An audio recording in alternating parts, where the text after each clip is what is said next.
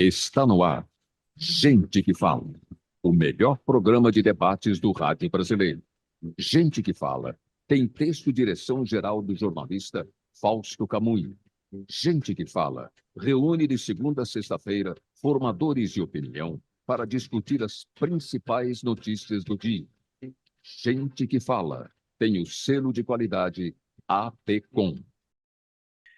Olá, olá, boa tarde, estamos chegando, o programa Gente que Fala está entrando no ar a partir de agora, aqui pela 365, sua rádio de todos os dias, com as imagens da UTV, a TV da internet, nossas redes sociais também no ar para você acompanhar nossa jornada de hoje. Tem o Instagram, tem o Facebook, tem o nosso canal no YouTube, e às 10 da noite a reapresentação pela Rádio Cultura AM 990, de dois córregos no Centro-Oeste Paulista, também para outras 20 cidades da região.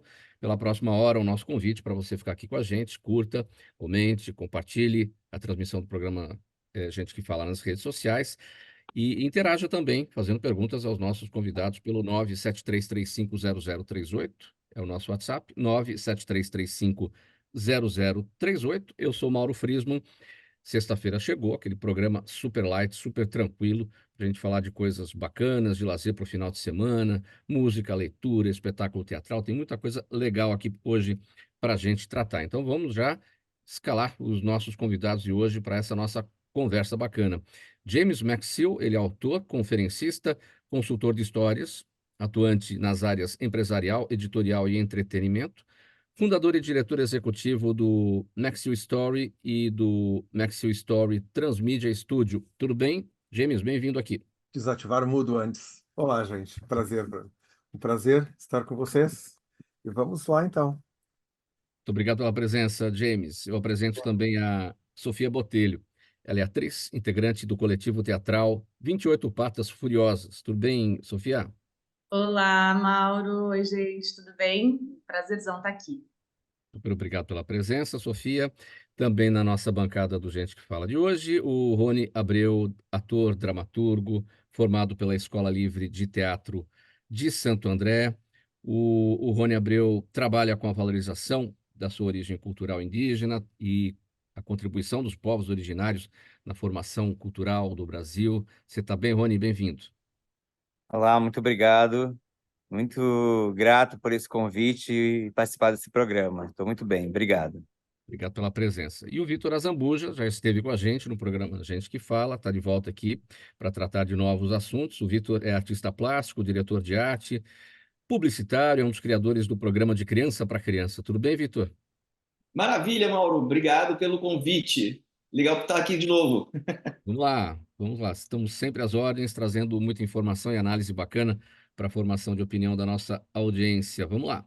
O primeiro assunto de hoje é o seguinte: a tradicional festa de São Vito, que celebra a cultura italiana no Brasil, foi oficialmente reconhecida essa semana eh, pelo presidente Lula como manifestação da cultura nacional. Ela é realizada desde 1918, em junho, em julho, no Brás, que é o bairro paulistano aqui, e a festa de São Vito reúne gastronomia, música, dança, muitas manifestações típicas aos visitantes. Neste ano, tem um ponto a mais, um detalhe a mais. O evento comemora 150 anos da imigração italiana no Brasil. Sofia, eu começo com você a respeito desse tema. Você já esteve na festa de São Vito? Se não esteve, para falar um pouco desses eventos típicos que acontecem na cidade de São Paulo, é, e que esses eventos fazem homenagens às diversas culturas que ajudaram na formação do povo brasileiro, enfim, conta pra gente. Não conheço a festa de São Vito, fiquei super curiosa. Eu adoro a festa da Quiropita, que acontece no Bexiga, já fui algumas vezes, é muito, muito legal, muito gostoso. Acho incríveis essas festas que acontecem em São Paulo, que é uma cidade com, né, multicultural, com pessoas de diferentes lugares, esses imigrantes que vieram e formaram a cidade, eu acho super interessante. Eu sou descendente de italianos, mas não tenho muito contato aí com a cultura, acho que a coisa foi se perdendo um pouco, mas tenho isso aí na família, em algum lugar. E essas festas são sempre muito legais, muito bacanas, os paulistanos ocupando os espaços da cidade para participar de tudo isso. A gente está nesse momento também de festas juninas. Isso é tudo muito legal para as pessoas se confraternizarem e movimentar toda a área do lazer, toda a área do entretenimento, né? Sim, é o Coisa- máximo. Uma coisa interessante é que eu participei algumas vezes. Eu trabalho no planeta inteiro. Então, já tive É, algumas vezes se me falha a memória, em Puglia, na Itália, em sim. que justamente coincidia com a festa de São Vito. Tá? É. Eu, eu, eu, eu, eu, eu adoro dançar quando eu posso, né? Quer ou na Itália ou em Portugal, agora nas festas juninas, são festas de rua, né? Então, eu fico curioso de saber como isso é reproduzido no Brasil. No Brasil, eu já participei de. Faz 2 semanas eu estava no Brasil, participei das procissões de Corpus Christi, etc., mas eu nunca vi uma festa do São Vito no Brasil e tive a oportunidade justamente de ver 2 vezes na Itália, tá? E comendo muita focaccia e muita macarronada, né? Então, é uma coisa interessante. Um amigo meu paulista, certa vez, ele disse: Olha, come-se em São Paulo muita polenta na festa de São Vito, que é uma coisa que na Itália eu não vi. Na Itália foi mais o pastel assado, eu falei focaccia, espero que os italianos use essa palavra mesmo, mas aquele pastel assado e muita macarronada, que é uma coisa linda. Nessas festas populares, na verdade, usando aqui a minha profissão, festas populares é justamente uma manifestação das histórias. A gente temos a nossa amiga aqui, que é atriz, etc., ator, e a gente sempre acha que as histórias acontecem em cima de um palco ou acontecem num espaço mais reservado, numa tela, mas na verdade essas festas populares literalmente é uma manifestação da cultura, das histórias que permeiam aquela sociedade. É fabulosa. Agora, James, você está em que local aí de Portugal? Não, na verdade, eu não estou em Portugal. Tá em Nesse momento, Portugal? eu estou na Inglaterra. Está na Inglaterra. No momento, eu estou na Inglaterra. Olha Eu que bacana. trabalho, É eu porque trabalho, você tem descendência portuguesa, não? Por isso que eu perguntei em que local pois, você não, está, não, acho que eu você tinha tenho, sido na Portugal. verdade, quando as pessoas perguntam onde eu resido, é uma coisa complicada, porque eu resido entre a Inglaterra, onde eu estou agora, faz 4, 5 dias que eu cheguei do Brasil, na verdade, mas eu também resido parte do tempo na Escócia, onde eu me criei, parte do tempo em Portugal, onde eu tenho 2 das minhas empresas, e até pouco tempo eu também ainda tinha uma casinha minha no Brasil. Então eu fico circulando pelo mundo todo. Nos últimos 25 anos, eu só não levo a barraca nas costas, né? Mas o Então vamos restante falar da Inglaterra, vamos falar. Aí também tem esses eventos, enfim, que homenageiam as diversas tem, comunidades. exatamente, tem. O que acontece é que na Inglaterra, esses tipos de evento, eles começaram a morrer nos últimos anos, na verdade, né? Por exemplo, com a própria monarquia, né? Eu lembro-me quando jovem, né, se a rainha vinha visitar uma das vilas ou das aldeias ou das cidades, era uma festa. Aqueles dias de comemoração do aniversário da rainha, punha-se as bandeirinhas, tocavam-se músicas, etc. Isso na Inglaterra, nos últimos anos, até por problemas sociais e políticos, tornou-se uma espécie de vergonha para algumas pessoas o ficar, digamos, com a bandeirinha da Inglaterra. Ela foi sequestrada, digamos assim, por determinadas ideologias políticas e, logicamente, quem não concorda fica com vergonha de passar a bandeirinha. Mas na Escócia, onde eu me criei, é o contrário, né? O escocês, ele é bastante nacionalista no bom uso deste termo, e festas na Escócia, aí não faltam. Se tu fores à Escócia em qualquer dia da semana, vai haver uma festa popular para tu ires. É o dia de se passear de kilt, é o dia de se fazer churrasco público, não se comemora santos, porque não é um Sim. país de tradição católica, mas as festas populares são extremamente comuns. Na Escócia nós temos os Céilles, que são danças populares em determinados dias, né? Então a gente vai para um salão, tomam ou não tomam algumas cervejas e alguns whiskies, e em seguida já estão todos a cantar, a dançar. É um país muito festeiro.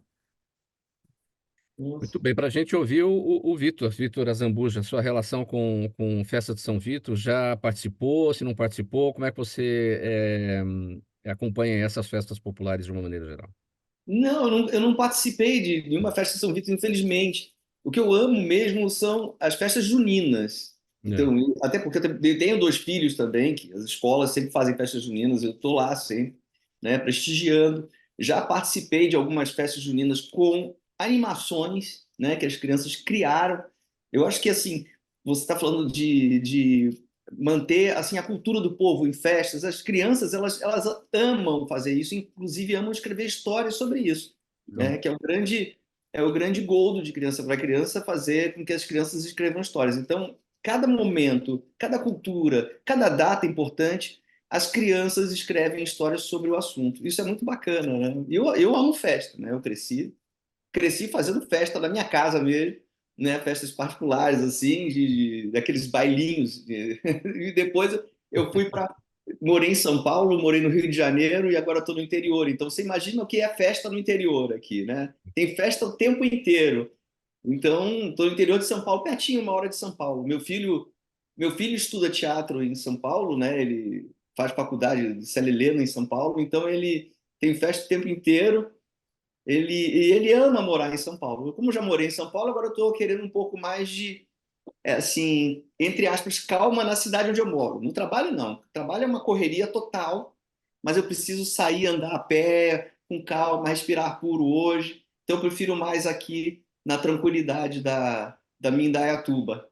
Sim. Rony Abreu, como é que você acompanha as festividades? Você que, né, que está numa área também que tem muita coisa bacana, você está na região amazônica, enfim, tem origem lá? Olha, foi numa dessas manifestações culturais. Na minha região, além do boi-bumbá, que é uma cultura importada do Maranhão, nós temos na minha região a cultura dos pássaros, que são também tribos. E foi numa dessas, e aos 10 anos de idade, eu fazendo lá o boi-bumbá Dom de Ouro, só com garotos de 10 a 13 anos, que eu fui picado pela atuação. E há 40 anos que eu faço isso. Então, nas festas e manifestações, sempre tiveram presente. É realmente, como disse nosso amigo Vitor aí, ah, as festas juninas na minha região, elas são muito potentes. Então, a gente vive muito esse junho e julho com as festividades de festa junina, os cordões dos pássaros e os bois bumbais, que a gente conhece muito Parintins, mas toda aquela região, Santarém, por exemplo, de onde eu sou, tem a cultura dos botos. É o boto tucuxi e o boto cor-de-rosa. Então, eu não conheço a festa de São Vitor, nunca fui, mas ficou aqui a curiosidade de conhecer. Até, quem sabe, o programa não é um convite para eu poder ir conhecer esse lugar, essa festa aí. Acho que toda festa ela é bem-vinda, né? Muito bem. Eu tenho uma experiência com Parintins muito bacana. Eu fui ver o Garantido e o Caprichoso. Fui até Manaus, fui de avião de Manaus até Parintins, né? O ideal seria ter ido de barco, né? Esse é o grande, é o grande barato lá, mas acabei indo de avião. E uma super experiência, cidade dividida em duas cores, azul e vermelho. E é uma festa maravilhosa. Aquela arena, né? Coisa se transformando, né? Dentro de um mesmo espaço. Para quem tiver oportunidade, não pode perder a festa de Parintins dos Bois, garantido e caprichoso. Muito bem. Vamos seguir aqui com o próximo assunto. Vamos conversar sobre o seguinte: num mundo repleto de informações, o storytelling se destaca por conectar pessoas, inspirar ações e levar a resultados notáveis. O James McSill, que está aqui com a gente, em seu novo livro chamado 5 Lições de Storytelling, Felicidade, Influência e Sucesso, demonstra como a criação de boas histórias pode melhorar a vida pessoal e os negócios, baseando-se nos princípios fundamentais do storytelling. Bom, é, James, vamos começar falando sobre o conceito de storytelling, né? Na tradução, a grosso modo, narrativa, né? Ou seja, contar A histórias. contação de histórias. Na verdade, é um neologismo na maior parte das línguas do mundo, né? Em inglês, logicamente, não seria um neologismo, mas nós temos dois significados em inglês. Temos storytelling no sentido de narrativa, no sentido de contação de histórias, e temos storytelling, que é basicamente aquilo que eu trabalho, que é a construção de histórias ou a utilização dos elementos fundamentais ou subjacentes a uma história, para que a gente consiga levar aquela história a ter um impacto maior, e esse impacto maior ele pode ser um impacto comercial, no sentido de que tu vais usar uma história para melhor persuadir, para melhor vender, ou um impacto comercial, por exemplo, no sentido do entretenimento comercial. Então, se tu vais usar, digamos, uma história, seu trabalho como consultor de uma série, por exemplo, a série até pode vender, digamos, uma garrafa de refrigerante, mas ela tem que ter um impacto emocional, que na verdade é uma venda de ideias, né? Então, isso também é uma coisa que se faz com storytelling. Literalmente, nós utilizamos esses preceitos ou elementos que são milenares, na verdade, nascem conosco, para melhor alinhar histórias, quer histórias individuais ou histórias corporativas. Então, em síntese, é para isso que serve, ou isto que é o storytelling numa concepção moderna. E aí, então, Uhum. eu escrevo livros a respeito de storytelling há algum tempo. Eu devo ter alguma coisa como uns 25 ou 30 livros publicados nesta área, e tenho uma série chamada Cinco Lições de Storytelling. Até nós brevemente conversávamos sobre cinco, e os títulos são sempre com três, né? Na verdade, são 5 lições por livros desta série. Existem alguns livros, como o penúltimo que eu publiquei, que chama-se Persuasão, Negociação e Vendas, 5 lições de Storytelling. E o Persuasão, Negociação e Vendas é um livro grande. No Brasil, ele saiu com 740 páginas, né, se não me engano. Em Portugal, saiu com mais que 900 páginas. Nossa, É massa, é grande, né? é Então, uma bíblia do é storytelling. imenso, né? Não, porque é muita coisa de se falar desta área, né? Então, É, a razão de eu escrever esses 5 livros, chamados 5 lições de storytelling, esse agora por acaso é fininho, que eu quero bater um recorde, tá? Que não significa em termos de conhecimento em absoluto, tá? Mas em termos de vomitar informações, pelo menos a respeito deste assunto, que se eu conseguir publicar o meu último no ano que vem, eu vou ser o ser humano que mais escreveu sobre o assunto storytelling, que é uma coisa. é. Sim.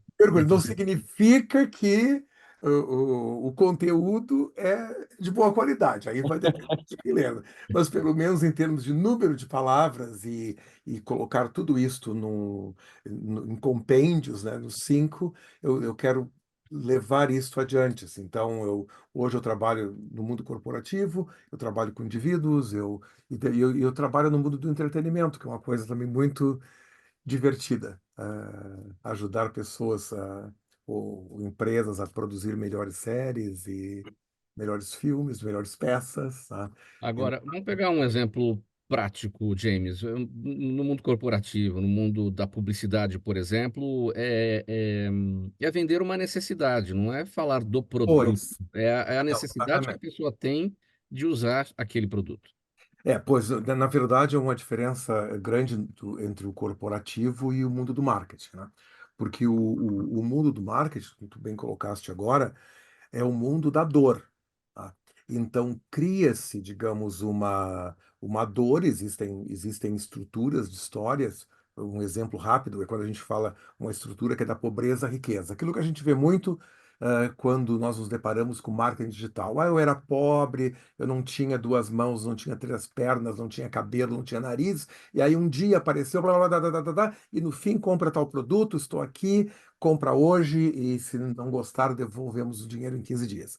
Ou seja, o marketing faz muito isso, de contar essas histórias que te levam a te emocionar, a melhor compreender quem está a vender, etc. Depois, no mundo corporativo, não. No mundo corporativo é uma coisa séria, né?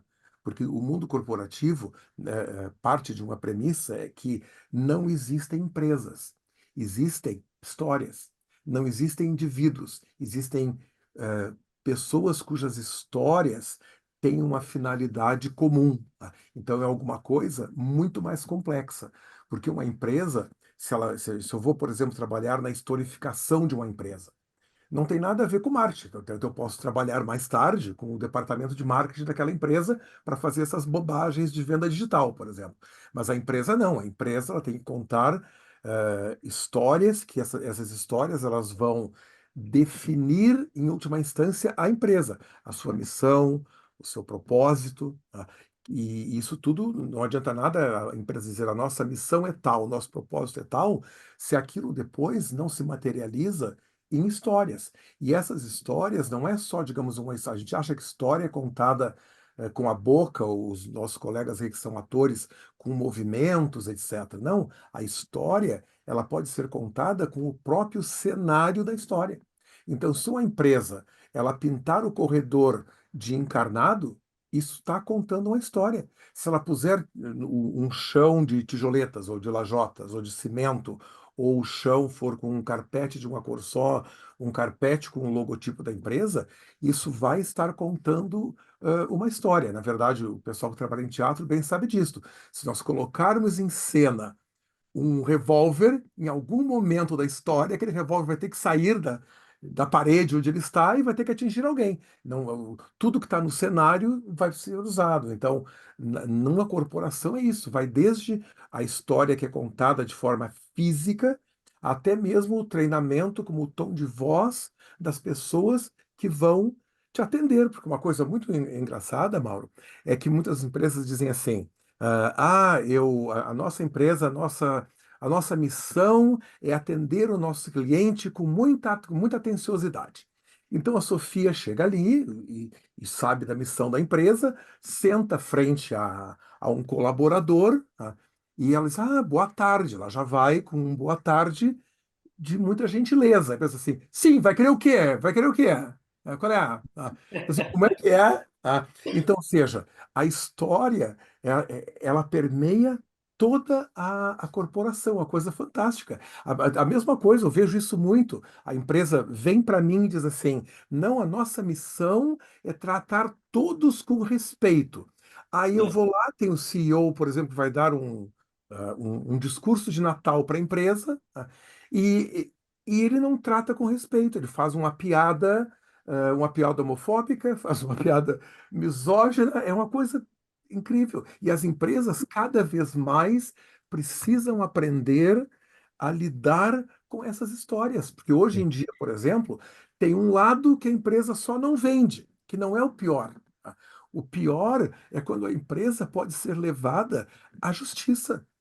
Então, é uma coisa que cada vez mais se precisa do trabalho da pessoa que lida com histórias. Ô, James, para a gente finalizar esse tópico, você está com um livro aí, né? Mostra para gente, 5 Então, lições de storytelling, mostra certinho? a capa para gente, que é o quarto, né? É o quarto. Quarto livro da série. Aham. Felicidade, influência e sucesso. Esse aqui tem Vende os... no Brasil, eu acho que não vi a capa em algum lugar, assim.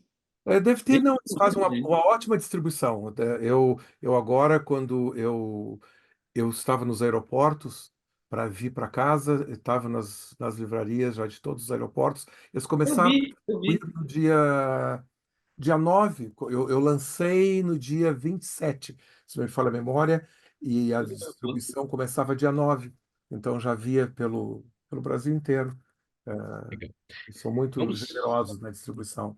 vamos seguir aqui. Programa Gente que Fala, edição de sexta-feira, pela Rádio 365, sua rádio de todos os dias. As imagens do AltV, a TV da internet, redes sociais também no ar, nosso canal no YouTube. E à noite a retransmissão a partir das 10 horas pela Rádio Cultura AM 990, de Dois Córregos, no Centro-Oeste Paulista.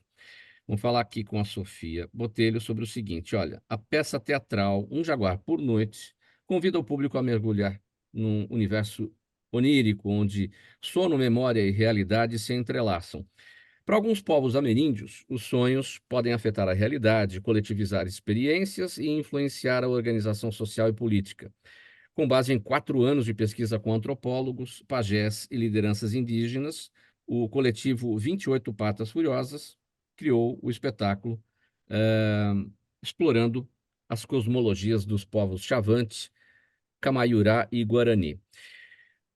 Sofia, a peça reflete sobre a forma conturbada como os ocidentais encaram o sono e os sonhos, não é isso? Isso, exatamente. A gente partiu dessa pesquisa, e muito legal ter o Rony aqui presente hoje também, com essa cultura toda, né? Porque foi muito rico mergulhar nesse universo, né? Mas, na hora de transformar isso num espetáculo, a gente percebeu que a gente precisava falar do nosso lugar, a gente não poderia se colocar no lugar deles para falar sobre esse assunto que diz respeito a uma outra cultura, embora a gente aprenda muito e tenha muito mais o que aprender com essa cultura, mas a gente optou por falar do nosso ponto de vista ocidentalizado, ocidental, que é como que a gente dorme, como a gente tem dormido e sonhado, né, nas cidades.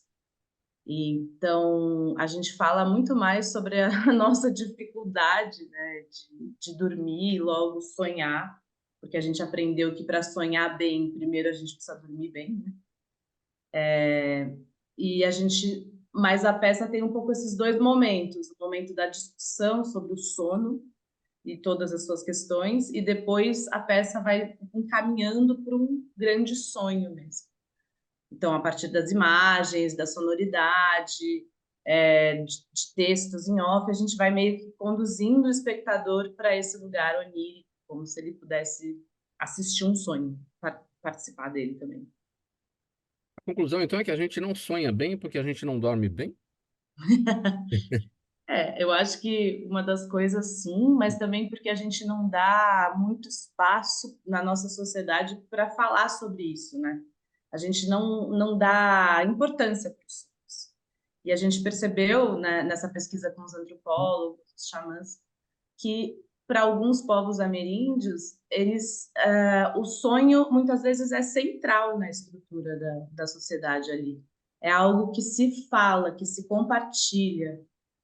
A ideia de uma tecnologia dos sonhos, né, que apareceu muito nos nossos estudos, que é muito interessante, é como se fosse eu sonhei e eu preciso compartilhar isso porque isso pode ser um recado para a coletividade. Muitas vezes uma cura, um alimento, uma notícia. Os Chavante, que a gente começou estudando, eles têm uma prática de coletar cantos nos sonhos. E aí esses cantos são cantados de dia. E para isso precisa de um treinamento que eles fazem desde criança. Então o sonho é de fato posto no centro da coletividade. E para a gente, o sonho está muito mais ligado ao meu inconsciente, à minha relação com o meu pai, com aquela coisa Freud e Jung, que a gente está acostumado a escutar. Então é como se não fosse relevante para o todo, sabe? É. E, Sofia, O seu... Fala, Vitor. onde está passando a sua peça? Eu queria muito assistir, assim. O Antônio, inclusive, vai adorar. Eu também. com certeza, gente, seria um grande prazer. A gente fez uma primeira temporada no TUSP, que fica ali na Rua Maria Antônia, e agora, essa sexta, hoje, começa a nossa segunda temporada no Espaço 28, que é um espaço no Bom Retiro. Inclusive, é a sede da nossa companhia, é um galpão que a gente mantém ali. E agora a gente vai fazer a peça dentro dessa nossa sede, um espaço de teatro alternativo muito legal. Ah, que ótimo. Que Não, ótimo. não, eu também. Sofia, Então, qual é o seu papel no espetáculo? a gente não trabalha com personagens Hum. diferenciados. A gente tem um outro jeito de trabalhar esse grupo, né? Já faz 10 anos que esse grupo existe e a gente pesquisa bastante a relação do teatro com as artes visuais. Então, é um outro jeito de abordar a arte cênica. Não são personagens, são figuras, são pessoas ali. Eu faço o personagem de uma pessoa que não consegue dormir, se eu pudesse dizer isso. A peça Uma pessoa que leva, tem insônia. a peça leva a uma reflexão também sobre o sonhar acordado, sobre eh, o sonho de realização de alguma coisa, a mentalização de alguma coisa que se queira realizar. Uhum. Passa por isso também? A gente falou sobre isso durante o processo, né? Para a gente também o sonho aparece nesse lugar, para nós ocidentais. Né? Eu Sim. sonho em comprar uma casa, eu sonho em ser uma grande atriz.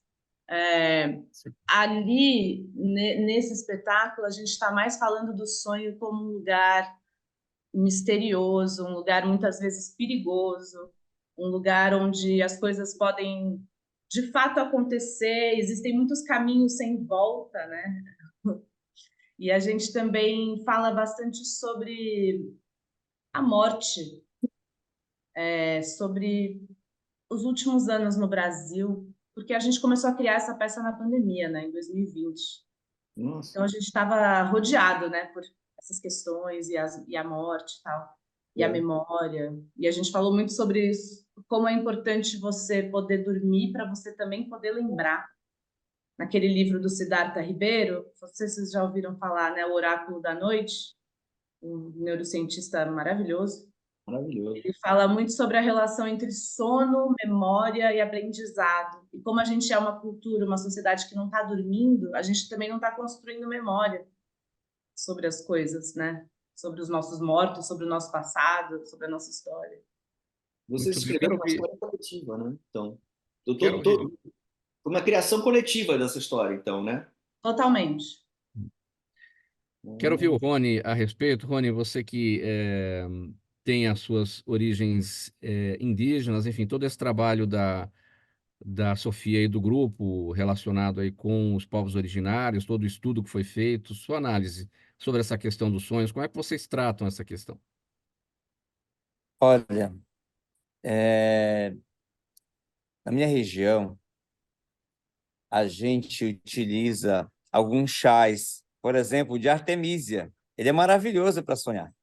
Então, se Olha, você quer ter uma noite boa de sono e você quer sonhar, e você sonha de verdade, então fica a dica, chá de artemisia.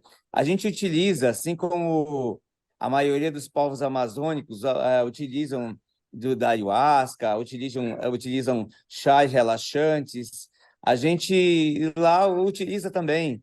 Eu venho de uma região muito pequena do oeste do Pará, porque que é um recorte do imenso território amazônico.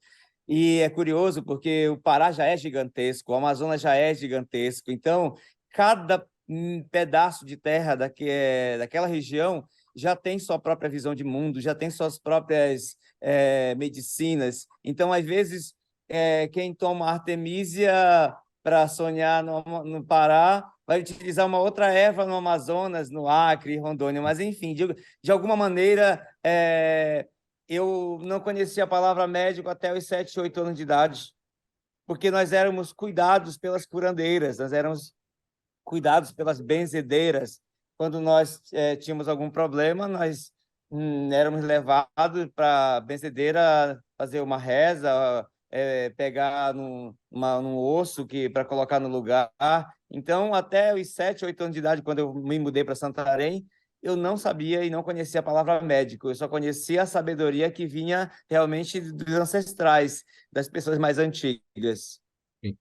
Bom, quero dar a ficha técnica aqui da peça, do espetáculo, com a participação da Sofia Botelho. É Um Jaguar por Noite, como ela disse aqui, já estava em cartaz, agora, a partir de hoje, num novo espaço, isso vai até o dia 30 de junho, é o Espaço 28, que é a sede da companhia, né, na rua Anhaia, 987, no bairro do Bom Retiro, sextas e sábados às 9 da noite, aos domingos às 6 da tarde, e tem também um trabalho no palco ali com a linguagem brasileira de sinais, né, Sofia?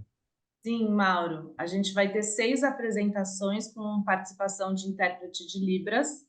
Então, o público surdo está super convidado, vai ser acessível e é gratuito para esse público também. Olha que lindo. Então, só repetindo aqui, então, Rua Anhaia, 987, no Bom Retiro, no espaço 28, Um Jaguar por Noite, a partir de hoje até o dia 30 de junho. Vamos seguir, então, para o Perfeito. próximo assunto, programa Gente que Fala, pela Rádio 365, sua rádio de todos os dias, TV e TV da internet, redes sociais, nosso canal no YouTube e, à noite, a retransmissão pela Rádio Cultura AM 990, de Dois Córregos, no Centro-Oeste paulista. Olha, gente, segundo o relatório de 2023 da APOESP, 48% dos alunos e 19% dos professores das escolas públicas de São Paulo foram vítimas de violência. Esse problema é um grande desafio para o aprendizado, porque afeta a segurança, a harmonia e o bem-estar emocional da comunidade escolar. Neste cenário, a metodologia De Criança para Criança se destaca por oferecer atividades colaborativas e lúdicas, colocando os alunos no centro do processo educacional e promovendo criatividade, autonomia e protagonismo infantil com segurança e acolhimento. O Vitor Azambuja já tratou, né, dessa metodologia com a gente aqui, o De Criança para Criança. Claro, nossa audiência é sempre rotativa. Vamos começar por a explicação desse conceito, Vitor, e depois falar a respeito dessa situação da violência enfrentada pela comunidade escolar. Nossa, a gente está falando sobre vários assuntos maravilhosos aqui, teatro, storytelling, tal, culturas. Aí, de repente, vem algo. É um assunto importantíssimo esse. Eu estava querendo dizer assim, assuntos softs, né, que são legais, sobre cultura, mas na contramão disso tudo existe a violência, né, que é o completo não aprendizado, né, é o completo não civilização, né, é a destruição do pensamento, da cultura, da escolaridade, do social. Eu costumo falar, e eu falo sempre assim, você está na escola não só para aprender matemática, ciências, as pessoas vão assim, vamos à escola para aprender matemática, ciências e tudo mais.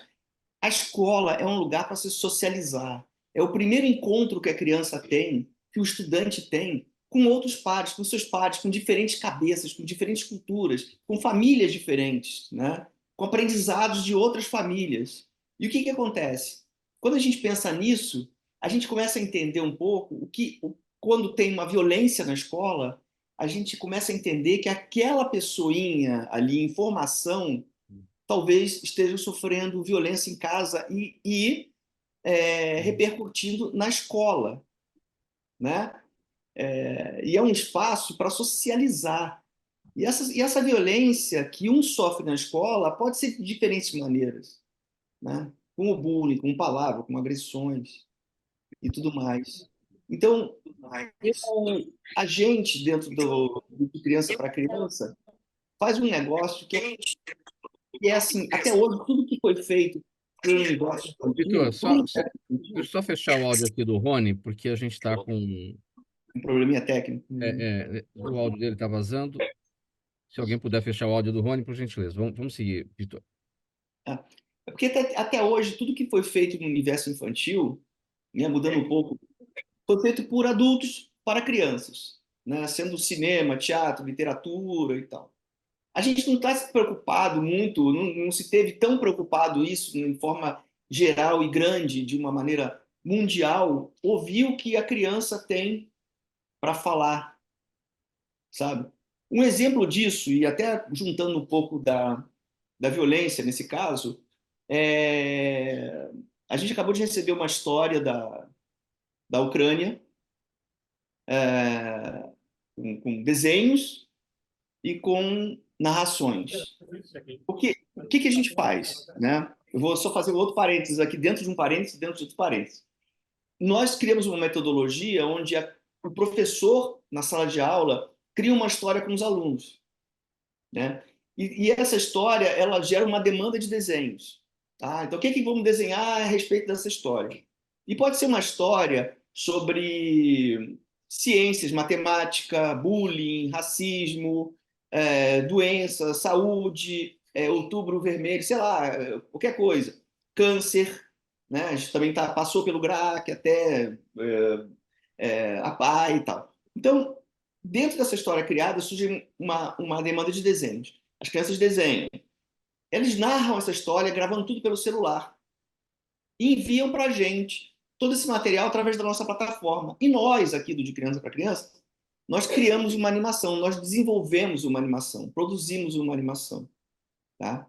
E nessas andanças pelo mundo, a gente estava na Finlândia para um encontro de metodologias mundiais e tal. Eu conheci a Zoya, que tem uma empresa de educação na Ucrânia, e me bateu uma ideia. Eu falei, Zoya, por que a gente não ouve as crianças, né, sobre a guerra? Porque até então são políticos, são repórteres, são pessoas falando, todo mundo se comunicando sobre a guerra e tal. Vamos pedir para as crianças escreverem uma história sobre a guerra e a gente transforma numa animação. Então, eu recebi ontem essa animação pronta, que a gente acabou de fazer a animação. Pronta, a gente está passando, é tudo em inglês, a gente vai compartilhar isso com o mundo inteiro. E quando eu falo isso com o mundo inteiro, é muito verdade, porque é uma história sobre violência, né?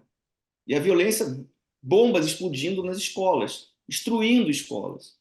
Então, a gente tem, como eu estava falando, a gente tem esse movimento de violência de todas as partes. Sendo crianças na escola fazendo violência para outras crianças. Às vezes, em alguns casos, professores com as crianças com os professores. E violência como a guerra, né? Que é uma violência assim, você está aqui, não está esperando, e aí uma casa do lado explode, a sua escola explode, você não tem mais escola. As crianças estão metade do período estudando em bunkers e a outra metade na escola.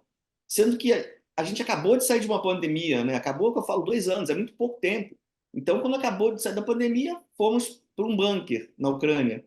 Olha que louco, o mundo ele propaga uma violência insana. E as crianças assistem isso diariamente na televisão, né? Qual é o resultado prático, Vitor, desse trabalho, dessa metodologia de criança para criança? Olha, o que acontece? A primeira coisa que é mais importante para quando é aplicada a metodologia, né, é você criar juntos, né? A gente chama a metodologia, a gente colocou o nome de Criando Juntos, né? Então eles criam essa história juntos. Quando eu falo que criam, porque o que acontece? Você tem dentro da sala de aula de 30 cabeças diferentes, né? Você tem o tímido, tem o cientista, tem o mais espirituoso, tem o brincalhão, tem o cético. Então, quando você está criando aquilo, a criança se espelha na outra criança. O criativo se espelha no cético, o cético se espelha no criativo, o brincalhão se espelha no duvidoso. Então, a criança aprende a trabalhar que é, assim, na coletividade, com seus pares. Isso gera uma coisa muito interessante no futuro. Ela passa de passivo, aluno passivo, assistindo uma aula, a criar aquele conteúdo dentro da sala de aula, a criar a sua própria aula. Então, é o protagonismo na veia. Foi isso que interessou muito, e eu falo isso de carteira mesmo, né, de cadeira, que influencia muito o pessoal da Finlândia nas escolas. A Finlândia é o melhor lugar para se estudar no mundo, porque as escolas são maravilhosas. Mas nada se compara à criatividade do Brasil, que é isso que está encantando os finlandeses com essa possibilidade deles criarem dentro da sala de aula, as crianças criarem seu próprio conteúdo. Então, você veja como isso é importante. E já como dizia William Glasser, né, que criou aquela pirâmide de Glasser, né, que se você se você lê alguma coisa, você absorve 10%, né? A pirâmide de Glasser é tudo em cima da absorção do seu conhecimento, né? Porque quando o professor dá aquela aula, a criança sai 10 minutos depois, alguns dias depois, esquece aquilo tudo. E aí vai estudar na véspera para fazer uma prova. Sim. Não é esse o porquê da educação, né? Você tem que sair da escola com aquilo na cabeça. Então, quando a criança cria aquele seu conteúdo com o professor e com seus pares, com cabeças diferentes, entendendo várias possibilidades de você poder entender você criar aquele conteúdo, aquilo fica na sua cabeça pela vida inteira. E além do mais, com o áudio, o vídeo que a gente entrega para a criança. Muito bem, vamos para o próximo assunto aqui. O Rony está de volta, né? A gente tem uma pequena. Estamos aí, né? Com o Rony? É. E a gente teve um problema com a comunicação dele. Rony, o seu áudio está fechado preventivamente, enquanto eu vou dar o texto da nota aqui. Aí você se prepara para o áudio aí, tá bom? Olha, em meio à vastidão da Amazônia, nasceu o livro Sucuriju, Histórias que Meu Povo Conta, e que convida o leitor a mergulhar num universo mágico e ancestral, onde a sabedoria dos povos originários se revela por meio de contos encantadores. A obra, escrita pelo Rony Abreu, está aqui com a gente, autor nascido e criado na região amazônica, reúne histórias que foram transmitidas de geração para geração pelas comunidades ribeirinhas do Pará. Conta pra gente sobre esse trabalho, Rony. Vamos fazer o seguinte, eu tenho perguntas, enquanto ele se ajeita lá para tentar essa conexão melhor, tenho perguntas aqui da nossa audiência, é, e eu vou começar aqui. Sofia, o Alan está no WhatsApp, mandou aqui a pergunta que é o seguinte, ele tem uma curiosidade. Qual que é a origem de 28 Patas Furiosas, o nome da companhia de vocês? Adorei. Oi, Alan. Bom, a gente partiu desse nome porque o Nelson Rodrigues, grande Nelson Rodrigues, dramaturgo brasileiro, a gente estava no comecinho do grupo estudando Boca de Ouro, que é um texto dele. E a gente encontrou uma espécie de manifesto que o Nelson Rodrigues escreveu quando estreou essa peça em 50 e poucos. E nesse manifesto ele dizia que o teatro tinha que ser como 28 patas, ele usava esse número, 28 patas furiosas e escoiciantes em direção ao público. Era um grande manifesto lá dele. E a gente achou muito linda essa frase, ao mesmo tempo a gente era em 7 participantes, e a gente ficou falando que cada um tinha 4 patas, então nós éramos as 28 patas furiosas, nós gostaríamos de ser essas 28 patas furiosas, então veio daí e ficou. Muito bem. A pergunta aqui pro James. Ô, James, o Jaime, seu xará, né? Está aqui com a gente. O Jaime, ele mora aqui em São Paulo, no Jardim Bonfilholi, zona oeste aqui da capital. Valeu, Jaime, sempre com a gente, participando e fazendo perguntas para os nossos convidados. Ele quer saber se você tem informação de descendentes italianos da cidade de Nova York. Você teria informação se descendentes de italianos da cidade de Nova York ainda prestigiam datas festivas religiosas de santos italianos? Lembrando, segundo ele, que Nova York ainda tem uma grande população oriunda da Itália. Exatamente. Na verdade, é tão interessante o italiano, não só o italiano, nos Estados Unidos, a impressão que se tem é que não, o, o estadunidense ele sempre é americano barra alguma coisa. Então, ele diz, eu sou afro-americano, eu sou ítalo-americano, eu sou franco-americano. Parece que não há o americano. Eles mantêm esse tipo de coisa. Então, consequentemente, essas festas tradicionais, não só dos italianos em Nova York, mas dos portugueses em Newark, que é logo ali embaixo, dos portugueses e brasileiros em Boston, por ali vai, aquilo ainda é muito vivo. Eu arrisco a dizer que as festas, não só italianas, mas as festas portuguesas e por ali vai, nos Estados Unidos, elas acabam por ser maiores e com uma participação bem mais acirrada do que nos próprios países de origem. Tá? Porque nos países de origem, por exemplo, a Europa, ela de certa forma se transformou nos últimos 50 anos. Mas aquelas pessoas que foram para lá, o macarrão da mama acaba sendo alguma coisa sagrada, ao passo que na Itália, ah, ah, se eu estou em Roma, por exemplo, é muito mais fácil eu encontrar um Burger King ou encontrar um McDonald's ou encontrar um bom restaurante para comer uma macarronada. Tá? Mas lá em Nova York, não. As pessoas, não só em Nova York, nos Estados Unidos inteiros, eles têm essa coisa de, é o restaurante onde serve tal coisa, é lá que eu vou, lá está a minha comunidade. Ninguém mais fala italiano direito, mas ainda eles sempre se dizem italianos por alguma razão, etc. Né? Então, não, isso está lá, Jaime. Né? Se tu vais ver, por exemplo, em Nova York, há pessoas que falam inglês norte-americano com um sotaque de Nova York italianado e não dão uma palavra em italiano. Que verdade é que isso não é só um fenômeno de Nova York, não. Eu conheço São Paulo razoavelmente bem por questões de trabalho e muito eu já fui em regiões de São Paulo, se me falha a memória, no Brás, onde vocês mencionaram, e que as pessoas assim, bom dia, como está o senhor? E eu supor as pessoas então devem falar italiano em casa, não só falam português em casa. Tá?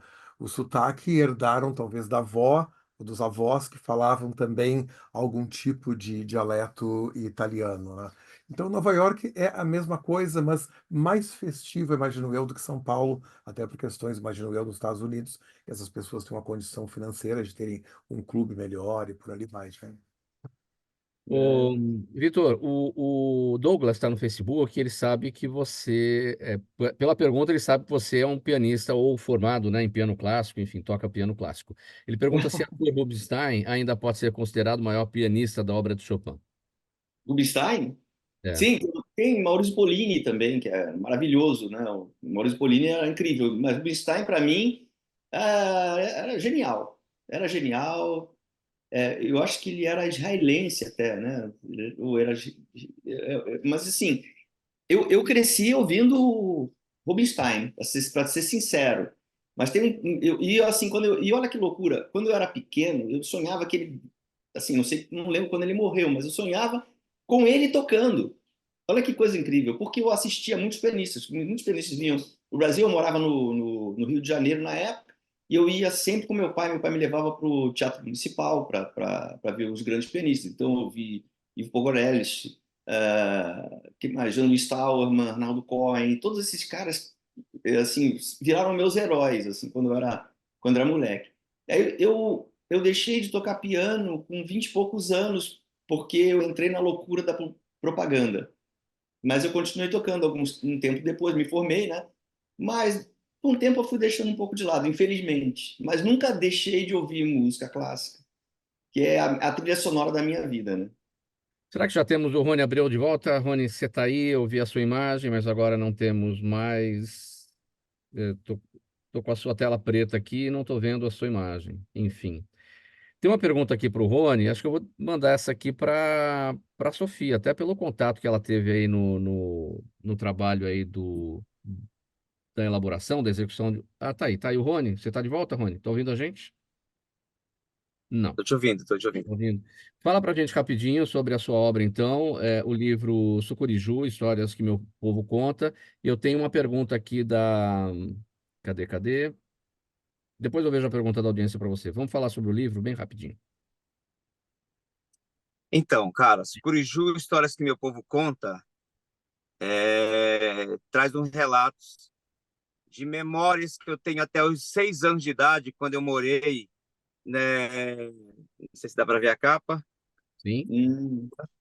Quando eu morei no interior da Amazônia até os meus 6 anos de idade, eu nasci na mata e fiquei lá até os 6 anos de idade. Então, eu tenho lapsos de memória de histórias que eu ouvia, histórias que eu vivi. Sucuriju, por exemplo, é uma história que minha mãe viveu e que eu também sou personagem dessa história. Então, eu trago nesse livro 16 contos onde eu relato coisas que eu lembro de quando eu era criança e que traz o imaginário amazônico, um convite para que as pessoas entrem na mata, um convite para que as pessoas reflitam sobre preservação ambiental, sobre o meio ambiente, como conviver melhor com o meio ambiente, como que eu, como ser humano, estou contribuindo para o meio ambiente, e falo dessa relação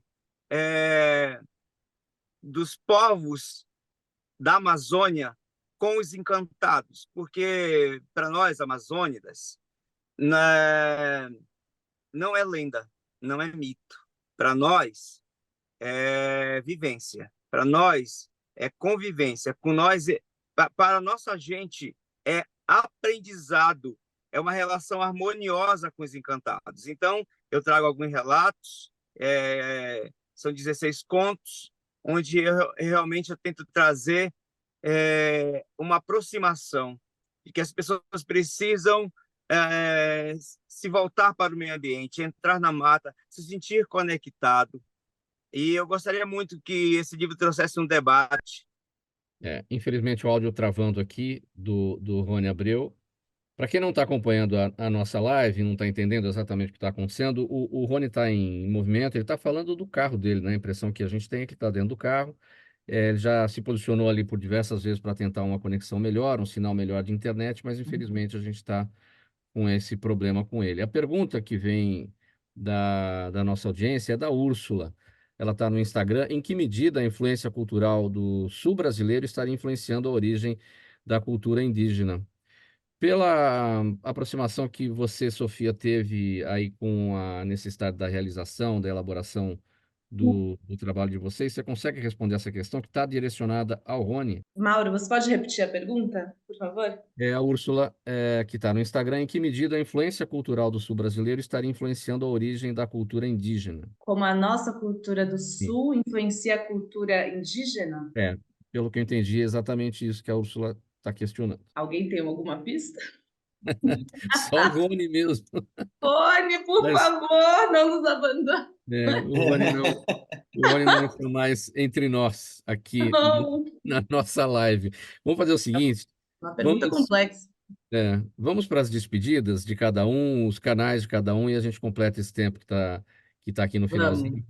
Sofia, você Vamos. está com a palavra, seus canais e a sua ficha técnica para o espetáculo. Aproveitar o Bora tempinho. lá. Então, a gente está lá em cartaz a partir de hoje, às 21 horas, no Espaço 28. Se vocês quiserem maiores informações, o grupo tem um Instagram, 28 Patas Furiosas, né? @28 Patas Furiosas, e todas as informações estão ali. Nosso flyer, com todas as informações de horários e tal, link para compra de ingressos e tudo. Se vocês quiserem me encontrar, eu também estou no Instagram. O meu arroba é @sofiabotelho, com F, do jeito que está escrito aqui. Também podem me procurar lá, meu perfil é aberto. E também tem outros projetos e coisas que estou fazendo sempre. Muito bem. O Espaço 28 fica na Rua Anhaia, 987, no Bom Retiro. É uma rua muito movimentada, super principal ali no Bom Retiro. Eu sei porque eu conheço, que eu estudei na Rua dos Italianos. E já que a gente falou dos italianos, eu Pois estudei é, na Rua dos Italianos, que é a primeira paralela ali da Rua Anhaia. do Então, é lado. um acesso muito fácil. Quem vem pela marginal do Tietê já pega a Rua Anhaia do começo não, já do final ali, né? Que é provavelmente na Exatamente. altura do seu espaço lá. Muito Boa. bem. Vitor, sua palavra final, bem rapidinho, e os seus canais. Nós temos o Facebook de Criança para Criança, só procurar, de Criança para Criança. No YouTube também, de Criança para Criança, um canal com, sei lá, mais de 2.000 vídeos, mais de 2.000 animações. Enciclokids.com.br, que é a primeira enciclopédia de animações, divididas em turmas, classes e matérias, né? Português, ciências. No Instagram também, né? Criança para Criança. E o nosso site, que é o dcpc.com.br, que é o de criança para criança, ou simplesmente dcpc.com.br. E a palavra final do James Maxill. E os seus canais também, James. Pois bem, então, quem quiser se comunicar comigo, eu estou normalmente no meu Instagram, que é @JamesMaxill, mas se colocar Maxill já vai me achar, mas também eu estou no Google, porque é interessante porque o meu trabalho é sempre um trabalho de bastidores, mas por alguma razão que eu desconheço, o meu nome aparece no Google alguns milhares de vezes.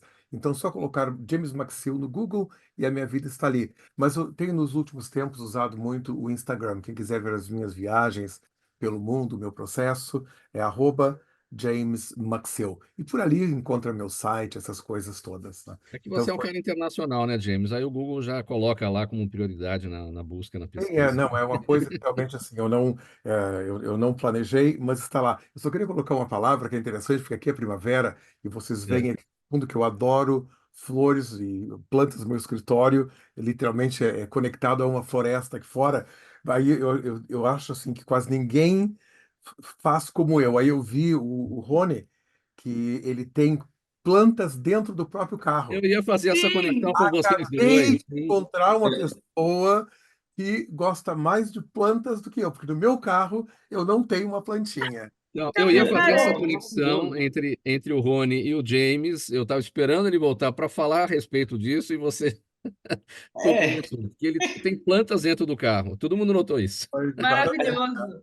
Não. Ele venceu esta corrida, porque dentro do carro. Muito bom, gente. Vamos colocar um ponto final nessa edição do programa Gente que Fala de hoje. Um agradecimento para todo mundo, em nome de toda a nossa equipe. Participaram com a gente o James Maxill, autor, conferencista, consultor de histórias, fundador e diretor executivo do Maxill Story e do Maxill Story Transmedia Studio. Também com a gente a Sofia Botelho, atriz, integrante do coletivo teatral 28 Patas Furiosas. O Rony Abreu, que não vai poder se despedir da gente aqui porque perdemos o sinal. Ator, dramaturgo, formado pela Escola Livre de Teatro de Santo André. E o Vitor Azambuja, artista plástico, diretor de arte, publicitário, pianista clássico, tudo isso. Um dos criadores do programa De Criança para Criança. Gente, muito obrigado. Tempo aqui esgotado. Programa Gente que Fala, realização da ABCom, 23 anos no ar. Apresentação minha, Mauro Friesman, pauta e redação do Luiz Ferro, Zenilda Salvato é a nossa diretora de produção, jornalista Fausto Camunha é o nosso diretor-geral, e você do outro lado, a razão da nossa presença aqui, todos os dias, você internauta, você ouvinte, você espectador. A gente volta na segunda-feira pela 365, a sua rádio de todos os dias, All TV, TV da internet, redes sociais, YouTube e a retransmissão às 10 da noite pela Rádio Cultura AM 990 de Dois Córregos, no Centro-Oeste paulista. Agora, na programação da 365, vem o Lucas Neto com o programa O Melhor para a Melhor Idade. Bom programa aí, Lucas, para você. Um abraço para toda a nossa audiência. Bom fim de semana para todo mundo e até segunda. Tchau. 365. A sua rádio de todos os dias.